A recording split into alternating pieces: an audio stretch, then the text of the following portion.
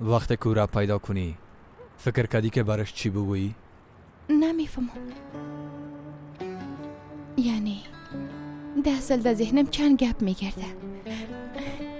طبعا هر کدامش از دیگراش متفاوت تر است. مثلا با سیلی میزنمش،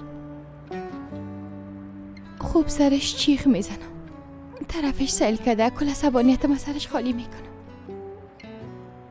بعدش ازش میپرسم که چرا تو گدی، چرا پشتم نامدی، به خاطر چی؟ به خاطر چی؟ و طرفش خوب سیل میکن.